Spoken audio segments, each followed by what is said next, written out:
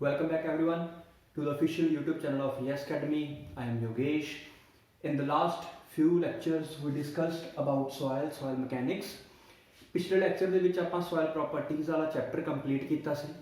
ਅੱਜ ਆਪਾਂ soil classifications ਵਾਲਾ ਚੈਪਟਰ ਸ਼ੁਰੂ ਕਰਨਾ ਹੈ।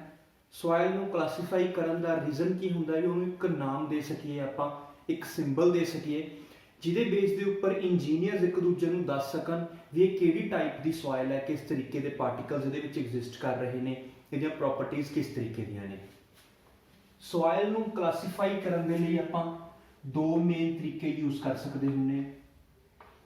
ਇੱਕ ਤਾਂ ਹੁੰਦਾ on the basis of shape, ਇੱਕ ਹੁੰਦਾ on the basis of size.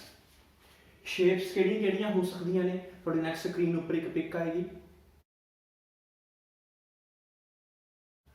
ਇਹਨਾਂ ਸਾਰੀਆਂ ਸ਼ੇਪਸ ਦੇ ਵਿੱਚੋਂ ਜੇ ਆਪਾਂ ਰਾਊਂਡਡ ਸ਼ੇਪ ਦੀ ਗੱਲ ਕਰੀਏ ਤਾਂ ਰਾਊਂਡਡ ਸ਼ੇਪ ਕੰਸਟਰਕਸ਼ਨ ਪਰਪਸ ਦੇ ਲਈ ਐਗਰੀਗੇਟ ਦੇ ਤੌਰ ਤੇ ਯੂਜ਼ ਕਰਨ ਦੇ ਲਈ ਬੈਸਟ ਹੁੰਦੀ ਹੈ। ਕਿਉਂ ਬੈਸਟ ਹੁੰਦੀ ਹੈ? ਕਿਉਂਕਿ ਜਦੋਂ ਆਪਾਂ ਇਹਨੂੰ ਸੀਮੈਂਟ ਦੇ ਨਾਲ ਯੂਜ਼ ਕਰਨਾ ਹੈ, ਕੰਸਟਰਕਸ਼ਨ ਦੇ ਲਈ ਕੰਕਰੀਟ ਦੇ ਵਿੱਚ ਯੂਜ਼ ਕਰਨਾ ਹੁੰਦਾ ਹੈ, ਉੱਥੇ ਮਿਨੀਮਮ ਸਰਫੇਸ ਏਰੀਆ ਰਿਕੁਆਇਰਡ ਹੁੰਦਾ ਹੈ। ਮਿਨੀਮਮ ਸਰਫੇਸ ਏਰੀਆ ਤੋਂ ਮਤਲਬ ਕੀ ਹੋਊਗਾ, ਆਪਣੀ ਸੀਮੈਂਟ ਰਿਕੁਆਇਰਮੈਂਟ ਵੀ ਉਨੀ ਘੱਟ ਹੋਊਗੀ। ਜਿੰਨੀ ਆਪਣੀ ਸੀਮੈਂਟ ਰਿਕੁਆਇਰਮੈਂਟ ਘੱਟ ਹੋਊਗੀ ਓਨਾ ਹੀ ਉਸ ਸੋਇਲ ਜਿਹੜੀ ਆਪਾਂ ਸੋਇਲ ਯੂਜ਼ ਕਰ ਰਹੇ ਹਾਂ, ਐਗਰੀਗੇਟ ਨੂੰ ਯੂਜ਼ ਕਰ ਰਹੇ ਹਾਂ, ਉਹਦੀ ਪਕੜ ਵਧੀਆ ਹੋਊਗੀ। But in case of angular particles for the foundation, for the base lay ਕਰਨਾ ਹੋਵੇ ਕਿਸੇ ਚੀਜ਼ ਦਾ, ਉਹਦੇ ਲਈ ਜਿਹੜੇ ਐਂਗੂਲਰ ਪਾਰਟੀਕਲਸ ਆ ਉਹ ਬੈਸਟ ਹੁੰਦੇ ਆ। ਕਿਉਂਕਿ ਜਿਹੜੇ ਐਂਗੂਲਰ ਪਾਰਟੀਕਲਸ ਹੁੰਦੇ ਆ ਇਹਨਾਂ ਦੀ ਗ੍ਰਿਪ ਬੈਟਰ ਹੁੰਦੀ ਹੈ, ਇਹਨਾਂ ਦੀ ਗ੍ਰਿਪ ਬਹੁਤ ਵਧੀਆ ਹੁੰਦੀ ਹੈ। ਜਿਹੜੇ ਨੇ ਐਂਗੂਲਰ ਐਜਸ ਹੁੰਦੇ ਨੇ ਇੱਕ ਦੂਜੇ ਦੇ ਵਿੱਚ ਪਕੜ ਕਰਕੇ ਗ੍ਰਿਪ ਦਿੰਦੇ ਨੇ, ਤਾਂ ਉਹਦੇ ਨਾਲ ਕੀ ਹੁੰਦਾ, ਜਦੋਂ ਆਪਾਂ ਇਹਨੂੰ ਐਜ਼ ਅ ਬੇਸ ਯੂਜ਼ ਕਰਦੇ ਹਾਂ ਤਾਂ ਇਹਨਾਂ ਦੀ ਸ਼ੀਅਰ ਸਟਰੈਂਥ ਬੈਟਰ ਹੁੰਦੀ ਹੈ as compare to rounded particles ਨਾਲੋਂ। ਯਾਨੀ ਕਿ ਜਦੋਂ ਵੀ ਤੁਸੀਂ ਸੋਇਲ ਨੂੰ ਹੀ as a strength giving material use ਕਰਨਾ ਹੋਊਗਾ, ਉੱਥੇ ਆਪਾਂ ਐਂਗੂਲਰ ਮਟੀਰੀਅਲ ਨੂੰ, ਐਂਗੂਲਰ ਪਾਰਟੀਕਲਸ ਨੂੰ ਪ੍ਰੈਫਰ ਕਰਾਂਗੇ। ਬਟ ਜੇ ਤੁਸੀਂ ਜਿਹੜੀ ਸੋਇਲ ਯੂਜ਼ ਕਰਨੀ ਹੈ, ਜਿਹੜੇ ਪਾਰਟੀਕਲਸ ਯੂਜ਼ ਕਰਨੇ ਇਹਨਾਂ ਨੂੰ ਕੰਕਰੀਟ ਦੇ ਵਿੱਚ ਯੂਜ਼ ਕਰਨਾ ਤਾਂ ਉਹਦੇ ਕੇਸ ਦੇ ਵਿੱਚ ਆਪਾਂ ਐਂਗੂਲਰ ਪਾਰਟੀਕਲਸ ਨੂੰ ਪ੍ਰੈਫਰ ਕਰਾਂਗੇ। ਕਲੀਅਰ? ਤਾਂ on the basis of shape ਤੇ ਆਪਾਂ ਇਹਨੂੰ ਇਸੇ ਤਰੀਕੇ ਨਾਲ ਕਲਾਸੀਫਾਈ ਕਰਦੇ ਹਾਂ। ਇਸ ਤੋਂ ਬਿਨਾਂ ਸਾਈਜ਼ ਦੇ ਬੇਸ ਤੇ ਉੱਤੇ ਕਲਾਸੀਫਾਈ ਕਰਨ ਦੇ ਲਈ ਤੁਸੀਂ ਸਾਰਿਆਂ ਨੇ ਸੁਣਿਆ ਹੋਣਾ ਆਪਾਂ ਸੀਵ ਐਨਾਲਿਸਿਸ ਯੂਜ਼ ਕਰਦੇ ਹੁੰਦੇ ਹਾਂ। ਸੀਵ ਐਨਾਲਿਸਿਸ ਦੇ ਵਿੱਚ ਕੀ ਕਰਦੇ ਹੁੰਦੇ ਆ, ਆਪਾਂ ਇੱਕ ਪੈਨ ਲੈਂਦੇ ਆ, ਸਭ ਤੋਂ ਨੀਚੇ ਪੈਨ ਕਲੈਕਟ ਕਰਨ ਦੇ ਲਈ, ਫਿਰ ਉਸ ਤੋਂ ਉੱਪਰ ਅਲੱਗ-ਅਲੱਗ ਸੀਵਸ ਨੂੰ ਪਲੇਸ ਕਰਨਾ ਸ਼ੁਰੂ ਕਰਦੇ ਹਾਂ। ਸਭ ਤੋਂ ਉੱਪਰੋਂ ਇੱਕ ਸੋਇਲ ਨੂੰ ਐਂਟਰ ਕਰਦੇ ਹਾਂ। ਸੋਇਲ ਦਾ ਜਿਹੜਾ ਸੈਂਪਲ ਹੁੰਦਾ ਉਹ ਪਾਉਂਦੇ ਆ, ਤਕਰੀਬਨ 500 ਗ੍ਰਾਮ ਦਾ ਸੈਂਪਲ ਹੁੰਦਾ ਮੋਸਟਲੀ। ਸੋਇਲ ਸੈਂਪਲ ਨੂੰ ਇਹਦੇ ਵਿੱਚ ਪਾਇਆ, ਫਿਰ ਇਹਨੂੰ ਸ਼ੇਕ ਕਰਨਾ ਸ਼ੁਰੂ ਕਰਦੇ ਆ। ਅੱਜ ਕੱਲ੍ਹ ਤਾਂ ਮਸ਼ੀਨਸ ਆ ਰਹੀਆਂ ਨੇ, ਮਸ਼ੀਨਸ ਦੇ ਵਿੱਚ ਸੀਵ ਦਾ ਸੈੱਟ ਰੱਖ ਦਿੰਦੇ ਨੇ ਤਾਂ ਆਟੋਮੈਟਿਕਲੀ ਸੀਵ ਸ਼ੇਕ ਹੁੰਦੀ ਹੈ, ਸੀਵ ਵਾਈਬ੍ਰੇਟ ਕਰਦੀ ਹੈ, ਜਿਹਦੇ ਨਾਲ ਇਹ ਪਾਰਟੀਕਲਸ ਹੁੰਦੇ ਨੇ, ਉਹ ਜਿਹੜੇ ਪਾਰਟੀਕਲਸ ਸੀਵ ਦੇ ਸਾਈਜ਼ ਨਾਲੋਂ ਵੱਡੇ ਹੁੰਦੇ ਆ ਉਹਦੇ ਉੱਪਰ ਰਿਟੇਨ ਹੋ ਜਾਂਦੇ ਆ, ਜਿਹੜੇ ਉਸ ਤੋਂ ਛੋਟੇ ਹੁੰਦੇ ਉਹਦੇ ਵਿੱਚੋਂ ਪਾਸ ਕਰ ਜਾਂਦੇ ਆ। ਅਲਟੀਮੇਟਲੀ ਲਾਸਟ ਤੇ ਆਪਣੇ ਕੋਲ ਇੱਕ ਮਾਸ ਇੱਥੇ ਐਂਡ ਦੇ ਉੱਤੇ ਕਲੈਕਟ ਹੋ ਕੇ ਆ ਜਾਂਦਾ ਹੈ। ਕਲੀਅਰ? ਤਾਂ ਸੀਵ ਐਨਾਲਿਸਿਸ ਦੇ ਵਿੱਚੋਂ ਜਿਵੇਂ ਜਿਵੇਂ ਸੋਇਲਸ ਪਾਸ ਕਰਦੀਆਂ ਚਲੀਆਂ ਜਾਂਦੀਆਂ ਨੇ, ਉਹਨਾਂ ਨੂੰ ਆਪਾਂ ਇੱਕ ਗ੍ਰਾਫ ਤੇ ਪਲਾਟ ਕਰਦੇ ਹਾਂ। ਗ੍ਰਾਫ ਤੇ ਕਿਸ ਤਰੀਕੇ ਨਾਲ, ਸਭ ਤੋਂ ਪਹਿਲਾਂ ਤਾਂ ਇਹ ਇੱਕ ਸੈਮੀ ਲੌਗ ਗ੍ਰਾਫ ਹੁੰਦਾ। ਜਿਵੇਂ ਆਪਾਂ ਨਾਰਮਲ ਗ੍ਰਾਫਸ ਯੂਜ਼ ਕਰਦੇ ਹਾਂ ਇਦਾਂ ਹੀ ਸੈਮੀ ਲੌਗ ਵੀ ਇੱਕ ਤਰ੍ਹਾਂ ਦਾ ਗ੍ਰਾਫ ਹੁੰਦਾ। ਡਿਟੇਲ 'ਚ ਜਾਣ ਦੀ ਲੋੜ ਨਹੀਂ, ਆਪਾਂ ਕਰੰਟਲੀ ਸਿਰਫ ਇੰਨਾ ਧਿਆਨ 'ਚ ਰੱਖਾਂਗੇ ਵੀ ਸੈਮੀ ਲੌਗ ਗ੍ਰਾਫ ਦੇ ਉੱਤੇ ਇਹਨੂੰ ਆਪਾਂ ਡਰਾ ਕਰਦੇ ਹਾਂ। ਫਿਰ ਉਸ ਤੋਂ ਬਾਅਦ 'ਚ ਕੀ ਹੁੰਦਾ ਹੈ, ਇੱਕ ਸਾਈਡ ਦੇ ਉੱਤੇ ਆਪਾਂ ਸਾਈਜ਼ ਰੱਖ ਲੈਂਦੇ ਹਾਂ, ਇੱਕ ਸਾਈਜ਼ ਦੇ ਉੱਤੇ ਆਪਾਂ ਪਰਸੈਂਟੇਜ ਫਾਈਨਰ ਰੱਖਦੇ ਹਾਂ। ਪਰਸੈਂਟੇਜ ਫਾਈਨਰ ਦਾ ਕੀ ਮਤਲਬ ਹੈ, ਕਿੰਨੇ ਪਰਸੈਂਟ ਪਾਰਟੀਕਲਸ ਉਸ ਪਾਰਟਿਕੂਲਰ ਸਾਈਜ਼ ਤੋਂ ਛੋਟੇ ਹੈ, ਕਿੰਨੇ ਪਰਸੈਂਟ ਪਾਰਟੀਕਲਸ ਉਸ ਪਾਰਟਿਕੂਲਰ ਸਾਈਜ਼ ਤੋਂ ਛੋਟੇ ਹੈ।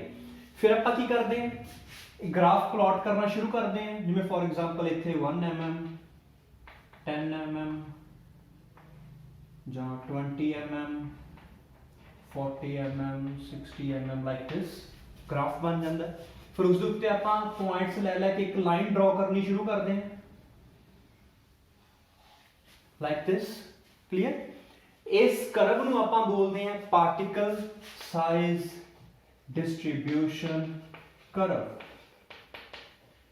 पार्टिकल साइज डिस्ट्रीब्यूशन कर्व, इनू PSD कर्व भी बोल देंगे ने, पार्टिकल साइज डिस्ट्रीब्यूशन कर्व। हुण इस कर्व दी जिहड़ी शेप होगी आपां नूं बहुत कुछ इंडिकेट करूगी।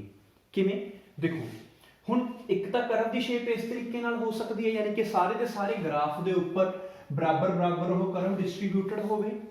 सैकेंड की हो सकता है, कर्व कितों पिछों जी शुरू हुई लाइक दिस, थोड़े जे एरिया च लाई कर रही है, या ये भी हो सकता है कर्व मूरों जी शुरू हुई ते थोड़ी जी जगह च मुक गई। मैंने नाम देना शुरू करना, कर्व नंबर 1 2 कर्व नंबर 3।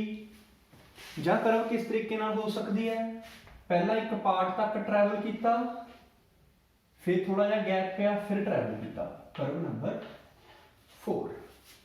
हुण मैं क्लासीफाई करना शुरू करदा। जिहड़ी कर्व नंबर 1 है, ये कर्व की इंडिकेट कर रही है भी हरेक साइज के पार्टिकल्स की जिहड़ी अमाउंट है अपने सैंपल दे विचों तकरीबन बराबर है, क्योंकि यह ग्राफ सारे साइजेस दे विच बराबर बराबर वध रहा है, यानी कि सारे पार्टिकल साइजेस की जिहड़ी अमाउंट है तकरीबन की है बराबर है।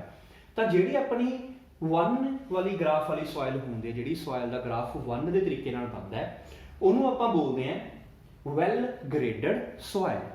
वैल ग्रेडेड सॉइल यानी कि हरेक तरीके के ग्रेड के पार्टिकल्स अवेलेबल है, तो 1 वाले नूं आपां की बोलते हैं वैल ग्रेडेड सॉइल, यानी कि 1 नूं की बोलिया इत्थे वैल ग्रेडेड सॉइल। सैकेंड, जे आपां ग्राफ नंबर 2 की गल करिए, ग्राफ 2 की गल करिए तो इहदे विच सिर्फ इन्ने साइज के ही पार्टिकल्स ने जिन्ने साइज के ग्राफ फ्लाई कर रहे हैं, तेनों आपां बोलते हैं पुअरली ग्रेडेड सॉइल। सिमिलरली 3 भी की होगा पुअरली ग्रेडेड सॉइल, जिहड़े 2 ते 3 ने ये हुंदे आ पुअरली ग्रेडेड सॉइल। जां जिहड़े पुअरली ग्रेडेड हुंदे ने इन्हों आपां यूनीफॉर्मली ग्रेडेड भी बोल दिंदे आ।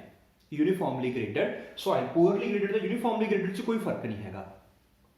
जे आपां गल करिए कर्व नंबर 4 दी, कर्व नंबर 4 की इंडिकेट कर रही है पहला तो इस साइज तक तो सही तरीके नाल पार्टिकल्स वध रहे थे, फिर उस तो बाद की होया इन्ने साइज के पार्टिकल्स कंप्लीटली एबसेंट हो गए। इस साइज तो लैके इस साइज तक के पार्टिकल्स कंप्लीटली की हो गए, एबसेंट हो गए। इस तो बाद वाले पार्टिकल्स फिर तो प्रेजेंट है ने, तो यानी कि इन्ने इन्ने साइज का की पै गया, एक गैप पै गया, गैप इंट्रोड्यूस हो गया इन्ने साइज का, तो इनू की बोलते हैं आप गैप ग्रेडेड सॉइल। जिहड़ी अपनी कर्व नंबर 4 है ये हुंदी है गैप ग्रेडेड सॉइल। क्लियर? एक बार फिर तो रिपीट करते हैं सारा। कर्व 1 के तरीके की शेप बनूगी तो उन्होंने बोलांगे आप वैल ग्रेडेड, 2 या 3 के तरीके की शेप बनूगी पुअरली ग्रेडेड, 4 के तरीके की शेप बनूगी तो गैप ग्रेडेड। क्लीयर? ਇਹਦੇ ਵਿੱਚੋਂ ਇਹ ਆਪਾਂ ਗ੍ਰਾਫ ਬਣਾਇਆ ਕਿਸ ਤਰੀਕੇ ਨਾਲ, ਪਾਰਟੀਕਲਸ ਨੂੰ ਇੱਕ ਸੈੱਟ ਆਫ ਸੀਵਸ ਦੇ ਵਿੱਚੋਂ ਪਾਸ ਕਰਵਾ ਕੇ ਦੇਖਿਆ, ਜਿਹੜੇ ਪਾਰਟੀਕਲਸ ਪਾਸ ਕਰਦੇ ਚਲੇ ਗਏ ਉਹਨਾਂ ਦੀ ਪਰਸੈਂਟੇਜ ਫਾਈਨਰ ਇੱਥੇ ਮਾਰਕ ਕਰ ਲਈ। ਪਰਸੈਂਟੇਜ ਫਾਈਨਰ ਦਾ ਮਤਲਬ ਕਿੰਨੇ ਪਰਸੈਂਟ ਪਾਰਟੀਕਲਸ ਉਸ ਸੀਵ ਦੇ ਵਿੱਚੋਂ ਪਾਸ ਕਰ ਗਏ। ਕਲੀਅਰ ਹੋਇਆ? ਤਾਂ ਹੁਣ ਇਸੇ ਦੇ ਬੇਸਿਸ ਦੇ ਉੱਪਰ ਆਪਾਂ ਇਹ ਕਰਵ ਬਣਾਈ ਜਿਹਨੂੰ ਨਾਮ ਦਿੱਤਾ ਪਾਰਟੀਕਲ ਸਾਈਜ਼ ਡਿਸਟ੍ਰੀਬਿਊਸ਼ਨ ਕਰਵ। ਇਹ ਕਰਵ ਪਲਾਟ ਕਿਹੜੇ ਗ੍ਰਾਫ ਉੱਤੇ ਹੁੰਦੀ ਹੈ? ਸੈਮੀ ਲੌਗ ਗ੍ਰਾਫ ਉੱਤੇ ਪਲਾਟ ਹੁੰਦੀ ਹੈ। ਕਲੀਅਰ? ਇਸੇ ਕਰਵ ਦੇ ਵਿੱਚੋਂ ਆਪਾਂ ਕੁਝ ਜਿਹੜੇ ਆਪਣੇ ਕੋਫੀਸ਼ੀਐਂਟਸ ਹੁੰਦੇ ਉਹ ਪ੍ਰੈਡਿਕਟ ਕਰਦੇ ਆ, ਜਿਨ੍ਹਾਂ ਕੋਫੀਸ਼ੀਐਂਟ ਦੇ ਬੇਸਿਸ ਦੇ ਉੱਪਰ ਆਪਾਂ ਵੈਲ ਗ੍ਰੇਡਡ ਤੇ ਪੂਅਰਲੀ ਗ੍ਰੇਡਡ ਨੂੰ ਡਾਇਰੈਕਟਲੀ ਵੀ ਪ੍ਰੈਡਿਕਟ ਕਰ ਸਕਦੇ ਆ। ਕਿੱਦਾਂ ਹੁੰਦੇ ਆ ਉਹ ਦੇਖੋ, ਆਪਾਂ ਦੋ ਕੋਫੀਸ਼ੀਐਂਟਸ ਮੋਸਟਲੀ ਯੂਜ਼ ਕਰਦੇ ਆ। ਸਭ ਤੋਂ ਪਹਿਲਾਂ ਤਾਂ ਹੁੰਦਾ ਕੋਫੀਸ਼ੀਐਂਟ ਆਫ ਯੂਨੀਫਾਰਮਿਟੀ, ਜਿਹਨੂੰ ਆਪਾਂ CU ਨਾਲ ਡਿਨੋਟ ਕਰਦੇ ਹਾਂ। ਕੋਫੀਸ਼ੀਐਂਟ ਆਫ ਯੂਨੀਫਾਰਮਿਟੀ ਨੂੰ CU ਨਾਲ, ਇਹਦਾ ਰਿਲੇਸ਼ਨ ਹੁੰਦਾ D60 ਬਾਈ D10। D60 D10 ਕੀ ਹੁੰਦਾ ਮੈਂ ਤੁਹਾਨੂੰ ਅੱਗੇ ਦੱਸਦਾ। ਸਿਮਿਲਰਲੀ ਸੈਕਿੰਡ ਆਪਾਂ ਜਿਹੜਾ ਯੂਜ਼ ਕਰਦੇ ਹਾਂ ਉਹ ਹੁੰਦਾ ਕੋਫੀਸ਼ੀਐਂਟ ਆਫ ਕਰਵੇਚਰ, ਇਹਨੂੰ ਆਪਾਂ CC ਨਾਲ ਡਿਨੋਟ ਕਰਦੇ ਹਾਂ। ਇਹਦਾ ਰਿਲੇਸ਼ਨ ਹੁੰਦਾ D30 ਦਾ ਸਕੁਆਇਰ ਓਵਰ D60 ਮਲਟੀਪਲਾਈ ਬਾਈ D10। ਇੱਥੇ D60 ਦਾ ਕੀ ਮਤਲਬ ਹੈ? D60 ਦਾ ਕੀ ਮਤਲਬ ਹੈ? Dia from which 60% particles are finer। 60% particles are finer। D60 ਕੀ ਹੋਇਆ? Dia ਜਿਹਦੇ ਤੋਂ 60% ਪਾਰਟੀਕਲਸ ਕੀ ਨੇ? ਛੋਟੇ ਨੇ, ਜਾਂ ਉਹ ਵਾਲਾ ਸੀਵ ਸਾਈਜ਼ ਜਿਹਦੇ ਤੋਂ 60% ਪਾਰਟੀਕਲਸ ਦਾ ਸਾਈਜ਼ ਕੀ ਹੈ? ਘੱਟ ਹੈ, ਜਾਂ ਜਿਹਦੇ ਵਿੱਚੋਂ 60% ਪਾਰਟੀਕਲਸ ਪਾਸ ਕਰ ਰਹੇ ਹੈ। ਕਲੀਅਰ? ਸਿਮਿਲਰਲੀ D10 ਕੀ ਹੋਊਗਾ? ਉਹ ਡਾਇਆ ਜਿਹਦੇ ਤੋਂ ਸਿਰਫ 10% ਪਾਰਟੀਕਲਸ ਕੀ ਨੇ? ਫਾਈਨਰ ਹੈ। D30 ਕੀ ਹੋਊਗਾ? ਉਹ ਡਾਇਆ ਜਿਹਦੇ ਤੋਂ 30% ਪਾਰਟੀਕਲਸ ਕੀ ਹੋਣਗੇ? ਫਾਈਨਰ ਹੋਣਗੇ। ਜਿਹੜਾ ਇੱਥੇ D10 ਹੁੰਦਾ ਇਹਨੂੰ ਆਪਾਂ ਇਫੈਕਟਿਵ ਸਾਈਜ਼ ਬੋਲਦੇ ਹਾਂ। ਜੇ ਤੁਸੀਂ ਸੋਇਲ ਦਾ ਇਫੈਕਟਿਵ ਸਾਈਜ਼ ਦੱਸਣਾ ਹੋਵੇ ਵੀ ਕਿੰਨੇ ਸਾਈਜ਼ ਤੋਂ ਬਾਅਦ ਸੋਇਲ ਦਾ ਉਹ ਸਾਈਜ਼ ਇਫੈਕਟ ਕਰਨਾ ਸ਼ੁਰੂ ਕਰੂਗਾ ਸੋਇਲ ਦੀਆਂ ਪ੍ਰੋਪਰਟੀਜ਼ ਨੂੰ, ਕਿਹੜਾ ਸਾਈਜ਼ ਮਿਨੀਮਮ ਇਫੈਕਟ ਕਰਨਾ ਸ਼ੁਰੂ ਕਰੂਗਾ ਸੋਇਲ ਦੀਆਂ ਪ੍ਰੋਪਰਟੀਜ਼ ਨੂੰ, ਤਾਂ ਉਹ ਹੁੰਦਾ D10। ਕਲੀਅਰ? ਤਾਂ ਇਹ ਦੋਨੇ ਕੋਐਫੀਸ਼ੀਐਂਟਸ ਦੇ ਬੇਸ ਦੇ ਉੱਪਰ ਆਪਾਂ ਸੋਇਲ ਦੀਆਂ ਪ੍ਰੋਪਰਟੀਜ਼ ਨੂੰ ਪ੍ਰੈਡਿਕਟ ਕਰਦੇ ਹਾਂ। ਕੋਐਫੀਸ਼ੀਐਂਟ ਆਫ ਯੂਨੀਫਾਰਮਿਟੀ ਤੇ ਕੋਐਫੀਸ਼ੀਐਂਟ ਆਫ ਕਰਵੇਚਰ ਦੀਆਂ ਕੰਡੀਸ਼ਨਸ ਹੁੰਦੀਆਂ ਨੇ ਜਿਹੜੇ ਤੁਹਾਡੀ ਨੈਕਸਟ ਸਕਰੀਨ ਦੇ ਉੱਪਰ ਆਉਣਗੀਆਂ। ਜੇ ਤਾਂ ਉਸ ਕੰਡੀਸ਼ਨਸ ਨੂੰ ਆਪਣੀ ਸੋਇਲ ਸੈਟੀਸਫਾਈ ਕਰ ਰਹੀ ਹੈ ਫਿਰ ਤਾਂ ਆਪਾਂ ਉਹਨੂੰ ਵੈਲ ਗ੍ਰੇਡਡ ਸੋਇਲ ਬੋਲਾਂਗੇ। ਜੇ ਸੈਟੀਸਫਾਈ ਨਹੀਂ ਕਰ ਰਹੀ ਤਾਂ ਆਪਾਂ ਉਹਨੂੰ ਵੈਲ ਗ੍ਰੇਡਡ ਸੋਇਲ ਨਹੀਂ ਬੋਲਾਂਗੇ, ਫਿਰ ਉਹ ਪੂਅਰਲੀ ਗ੍ਰੇਡਡ ਹੋਊਗੀ। ਇਹਨਾਂ ਦੇ ਵਿੱਚੋਂ CU ਤੇ CC ਦੀਆਂ ਦੋਨਾਂ ਦੀਆਂ ਕਲਾਸੀਫਿਕੇਸ਼ਨ ਸੈਟੀਸਫਾਈ ਹੋਣੀਆਂ ਜ਼ਰੂਰੀ ਹੁੰਦੀਆਂ। ਜੇ ਕਿਸੇ ਇੱਕ ਦੀ ਵੀ ਕੰਡੀਸ਼ਨ ਸੈਟੀਸਫਾਈ ਨਹੀਂ ਹੋਊਗੀ ਤਾਂ ਉਹਨੂੰ ਆਪਾਂ ਪੂਅਰਲੀ ਗ੍ਰੇਡਡ ਸੋਇਲ ਬੋਲਾਂਗੇ, ਉਹਨੂੰ ਕਦੇ ਵੀ ਆਪਾਂ ਵੈਲ ਗ੍ਰੇਡਡ ਸੋਇਲ ਨਹੀਂ ਬੋਲ ਸਕਦੇ। ਕਲੀਅਰ? ਹੁਣ ਇਹਨਾਂ ਬੇਸਿਕ ਟੌਪਿਕਸ ਨੂੰ ਪੜ੍ਹਨ ਤੋਂ ਬਾਅਦ ਆਪਾਂ ਐਕਚੁਅਲੀ 'ਚ ਸੋਇਲ ਨੂੰ ਕਲਾਸੀਫਾਈ ਕਰਨਾ ਸ਼ੁਰੂ ਕਰਦੇ ਹਾਂ ਵੀ ਕਿਵੇਂ ਆਪਾਂ ਸੋਇਲ ਨੂੰ ਕਲਾਸੀਫਾਈ ਕਰਾਂਗੇ। ਹੁਣ ਫੋਰ ਐਗਜ਼ਾਮਪਲ ਤੁਸੀਂ ਕੋਈ ਵੀ ਸੋਇਲ ਸੈਂਪਲ ਲੈ ਲਿਆ,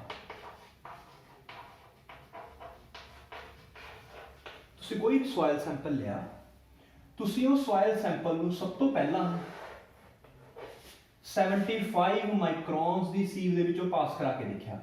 75 ਮਾਈਕਰੋਨਸ ਦਾ ਮਤਲਬ ਕੀ ਹੁੰਦਾ? 75 into 10 raised to the power -3 mm ਵੀ ਕਹਿ ਸਕਦੇ ਹਾਂ, ਜਾਂ 75 ਮਾਈਕਰੋਨਸ ਵੀ ਕਹਿ ਸਕਦੇ ਹਾਂ। ਇਹਨੂੰ ਹੀ ਆਪਾਂ 0.075 mm ਵੀ ਲਿਖ ਸਕਦੇ ਹਾਂ। ਕਲੀਅਰ? ਤਾਂ ਹੁਣ ਇਸ ਤੋਂ ਬਾਅਦ ਏਦਾਂ ਹੀ ਕੰਟੀਨਿਊ ਕਰਦੇ ਗਏ। ਤਾਂ ਹੁਣ ਜਦੋਂ ਕੋਈ ਵੀ ਸੋਇਲ ਨੂੰ ਤੁਸੀਂ 75 ਮਾਈਕਰੋਨਸ ਦੀ ਸੀਵ ਚੋਂ ਪਾਸ ਕਰੋਗੇ ਉਹਦੇ ਕੋਲ ਦੋ ਆਪਸ਼ਨਸ ਹਨ, ਜਾਂ ਤਾਂ ਉਹ ਰਿਟੇਨ ਹੋ ਜਾਏਗੀ ਤੇ ਜਾਂ ਉਹ ਪਾਸ ਕਰ ਜਾਏਗੀ। ਜੇ ਤਾਂ ਸੋਇਲ 75 ਮਾਈਕਰੋਨ ਦੀ ਸੀਵ ਚੋਂ ਪਾਸ ਕਰ ਗਈ ਤਾਂ ਉਹਨੂੰ ਆਪਾਂ ਬੋਲਦੇ ਹਾਂ fine grained soil.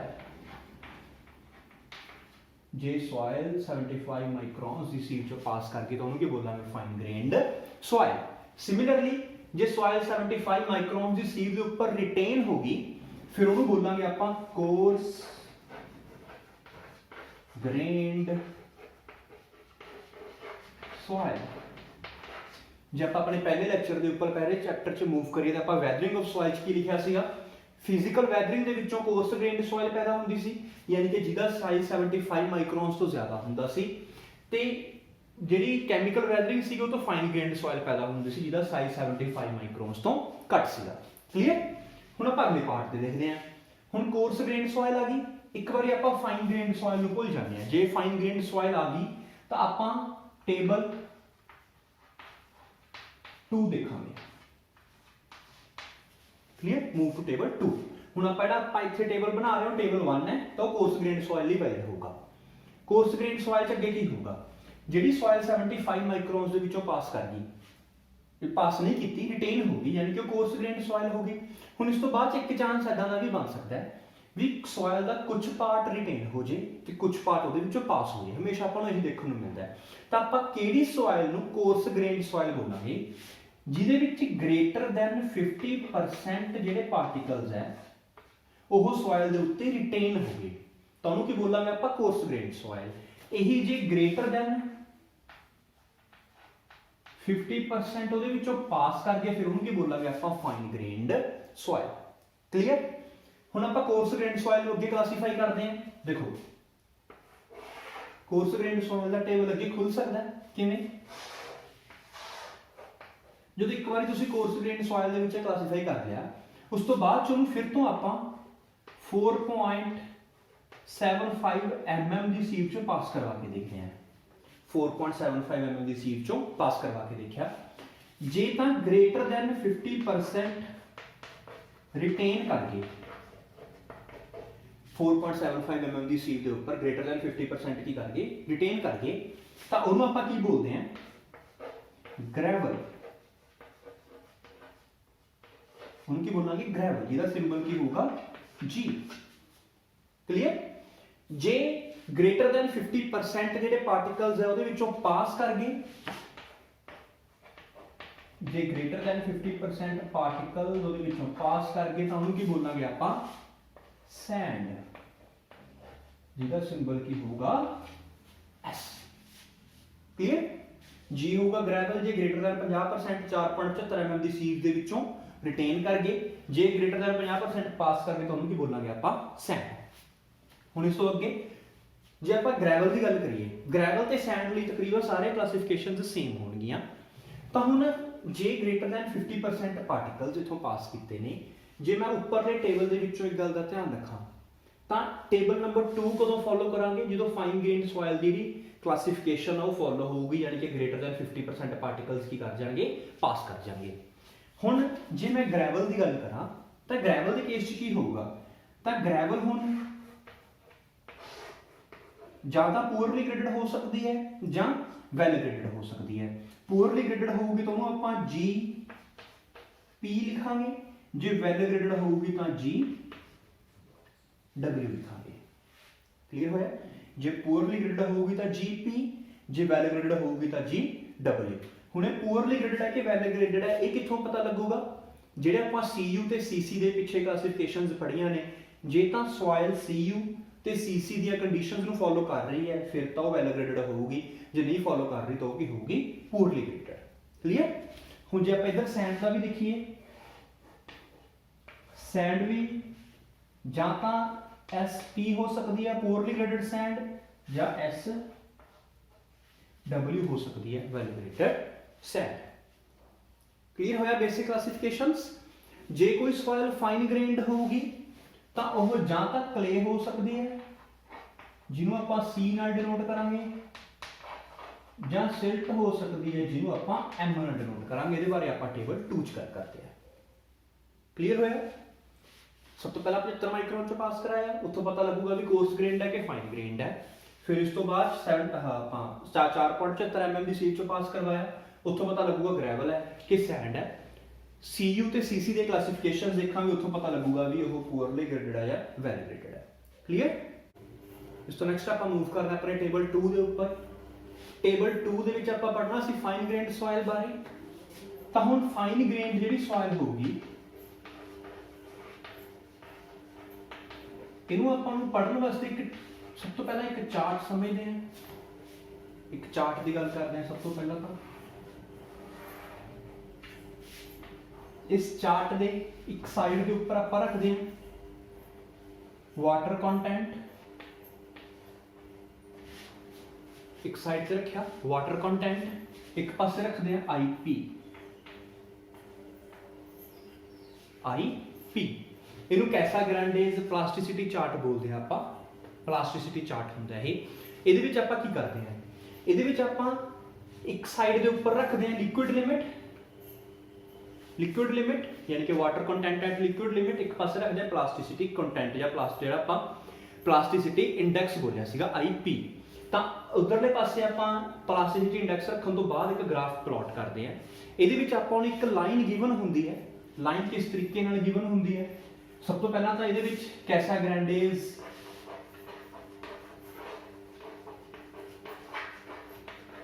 A line ਬੋਲਦੇ ਇਹਨੂੰ ਆਪਾਂ।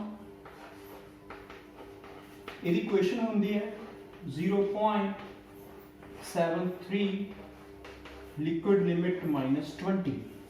0.73 ਲਿਕੁਇਡ ਲਿਮਿਟ -20। ਇਹਦੀ ਵੈਲਿਊ ਕਦੇ ਵੀ ਨੈਗੇਟਿਵ ਨਹੀਂ ਹੋ ਸਕਦੀ। ਜੇ ਇਹਦੀ ਵੈਲਿਊ ਨੈਗੇਟਿਵ ਨਹੀਂ ਹੋ ਸਕਦੀ, ਯਾਨੀ ਕਿ ਮਿਨੀਮਮ ਇਹਦੀ ਵੈਲਿਊ 0 ਹੋਊਗੀ। ਯਾਨੀ ਕਿ ਜਦੋਂ ਲਿਕੁਇਡ ਲਿਮਿਟ 0 ਹੋਊਗੀ ਤੇ ਇਹ ਗ੍ਰਾਫ ਨੈਗੇਟਿਵ ਬਣ ਰਿਹਾ ਹੈ, ਜਦੋਂ ਲਿਕੁਇਡ ਲਿਮਿਟ 20 ਹੋਊਗੀ ਉਦੋਂ ਇਹਦੀ ਵੈਲਿਊ ਕੀ ਹੋਊਗੀ 0 ਹੋਊਗੀ। ਯਾਨੀ ਕਿ ਇਹ ਗ੍ਰਾਫ ਕਿੱਥੋਂ ਸ਼ੁਰੂ ਹੋਊਗਾ, ਜਦੋਂ ਲਿਕੁਇਡ ਲਿਮਿਟ ਦੀ ਵੈਲਿਊ ਕਿੰਨੀ ਹੋਊਗੀ 20। ਕਲੀਅਰ। ਤੇ ਫਿਰ ਇਸ ਤੋਂ ਬਾਅਦ ਇਹਨੂੰ ਆਪਾਂ ਇਸ ਤਰੀਕੇ ਨਾਲ ਡਰਾ ਕਰ ਦਿੰਦੇ ਆ ਇਸ ਲਾਈਨ ਨੂੰ। ਇਹਦੀ ਇਕੁਏਸ਼ਨ ਕੀ ਹੈ 0.73 ਲਿਕੁਇਡ ਲਿਮਿਟ -20। ਇਹ ਆਪਣੇ ਕੋਲ ਇਸ ਇਕੁਏਸ਼ਨ, ਇਸ ਲਾਈਨ ਦੀ ਇਕੁਏਸ਼ਨ ਹੈ। ਹੁਣ ਇਹ ਲਾਈਨ ਕੀ ਇੰਡੀਕੇਟ ਕਰੂਗੀ, ਬੇਸਿਕਲੀ ਆਪਾਂ ਕੀ ਕਰਾਂਗੇ, ਇਸ ਲਾਈਨ ਦੇ ਬੇਸ ਦੇ ਉੱਪਰ ਸੋਇਲ ਸਿਲਟ ਹੈ ਜਾਂ ਕਲੇ ਹੈ ਉਹਦੇ ਵਿੱਚ ਡਿਫਰੈਂਸ਼ੀਏਟ ਕਰਨ ਦੀ ਕੋਸ਼ਿਸ਼ ਕਰਾਂਗੇ। ਜੇ ਤਾਂ ਮੇਰੀ ਸੋਇਲ ਇਸ ਲਾਈਨ ਤੋਂ ਅਬਵ ਲਾਈ ਕਰੂਗੀ, ਉੱਪਰ ਲਾਈ ਕਰੂਗੀ, ਫਿਰ ਉਹਨੂੰ ਆਪਾਂ ਬੋਲਾਂਗੇ ਕਲੇ। ਜੇ ਇਸ ਲਾਈਨ ਤੋਂ ਨੀਚੇ ਲਾਈ ਕਰੂਗੀ ਤਾਂ ਆਪਾਂ ਉਹਨੂੰ ਕੀ ਬੋਲਾਂਗੇ ਸਿਲਟ। Simple S that. ਆਪਾਂ ਸੋਇਲ ਦਾ ਆਈਪੀ ਚੈੱਕ ਕਰਾਂਗੇ, ਜੇ ਤਾਂ ਉਹ ਆਈਪੀ ਇਸ ਲਾਈਨ ਤੋਂ ਉੱਪਰ ਲਾਈ ਕਰੂਗਾ ਤਾਂ ਆਪਾਂ ਉਹਨੂੰ ਬੋਲਾਂਗੇ ਕਲੇ, ਜੇ ਇਸ ਲਾਈਨ ਤੋਂ ਨੀਚੇ ਲਾਈ ਕਰੂਗਾ ਤਾਂ ਆਪਾਂ ਉਹਨੂੰ ਕੀ ਬੋਲਾਂਗੇ ਸਿਲਟ। ਕਲੀਅਰ। ਇੱਥੇ ਇੱਕ 7 to 12% ਦੇ ਵਿੱਚ ਇੱਕ ਜ਼ੋਨ ਲਾਈ ਕਰਦਾ ਹੈ ਜਿੱਥੇ ਸੋਇਲ ਦਾ ਡਿਊਅਲ ਨੇਚਰ ਹੁੰਦਾ ਹੈ।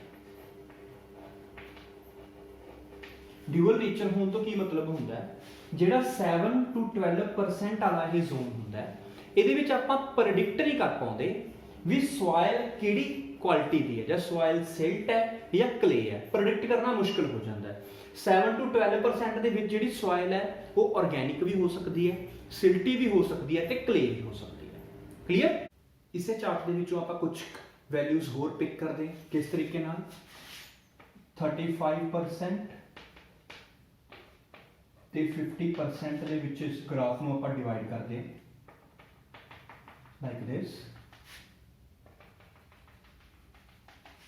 ਜੇ ਤਾਂ ਸੋਇਲ ਇਸ ਜ਼ੋਨ ਦੇ ਵਿੱਚ ਲਾਈ ਕਰੂਗੀ, ਯਾਨੀ ਕਿ 0 ਤੋਂ ਲੈ ਕੇ 35% ਦੇ ਵਿੱਚ ਉਹਦੀ ਲਿਕੁਇਡ ਲਿਮਿਟ ਲਾਈ ਕਰੂਗੀ, ਫਿਰ ਆਪਾਂ ਉਸ ਸੋਇਲ ਨੂੰ ਸਿੰਬਲ ਦਿੰਨੇ ਆ L, ਜਿਹਦਾ ਮਤਲਬ ਹੁੰਦਾ ਹੈ ਲੋ ਕੰਪਰੈਸਿਬਲ ਸੋਇਲ।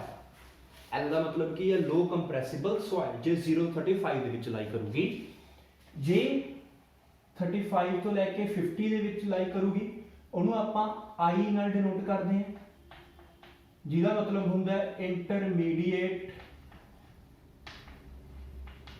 ਕੰਪਰੈਸਿਬਲ ਸੋਇਲ। I ਦਾ ਕੀ ਮਤਲਬ ਹੋਊਗਾ ਇੰਟਰਮੀਡੀਏਟਲੀ ਕੰਪਰੈਸਿਬਲ ਸੋਇਲ। ਸਿਮਿਲਰਲੀ ਜੇ 50% ਤੋਂ ਬਾਅਦ ਲਾਈ ਕਰੂਗੀ, ਉਹਨੂੰ ਆਪਾਂ H ਨਾਲ ਡਿਨੋਟ ਕਰਾਂਗੇ। H ਦਾ ਕੀ ਮਤਲਬ ਹੋਊਗਾ ਹਾਈਲੀ ਕੰਪਰੈਸਿਬਲ ਸੋਇਲ। ਯਾਨੀ ਕਿ ਜੇ ਸੋਇਲ ਦੀ ਲਿਕੁਇਡ ਲਿਮਿਟ 0 ਤੋਂ 35% ਦੇ ਵਿੱਚ ਲਾਈ ਕਰੂਗੀ, ਉਹਦਾ ਮਤਲਬ ਕੀ ਹੋਊਗਾ ਵੀ ਉਹ ਸੋਇਲ ਵੈਰੀ ਲੋ ਕੰਪਰੈਸਿਬਲ ਹੋਊਗੀ। 35 ਤੋਂ 50 ਦੇ ਵਿੱਚ ਤਾਂ ਮਤਲਬ ਹੋਊਗਾ ਉਹ ਇੰਟਰਮੀਡੀਏਟਲੀ ਕੰਪਰੈਸਿਬਲ ਹੋਊਗੀ। 50% ਤੋਂ ਜ਼ਿਆਦਾ ਹੋਊਗੀ ਤਾਂ ਮਤਲਬ ਉਹ ਹਾਈਲੀ ਕੰਪਰੈਸਿਬਲ ਹੋਊਗੀ। ਕਲੀਅਰ। ਤਾਂ ਇਸ ਥਾਂ ਦੇ ਉੱਪਰ ਆਪਾਂ ਸੋਇਲ ਦੇ ਸਿੰਬਲਸ ਕਿਸ ਤਰੀਕੇ ਨਾਲ ਪ੍ਰੈਡਿਕਟ ਕਰਾਂਗੇ। ਸਭ ਤੋਂ ਪਹਿਲਾਂ ਆਪਾਂ ਚੈੱਕ ਕਰਾਂਗੇ ਆਈਪੀ।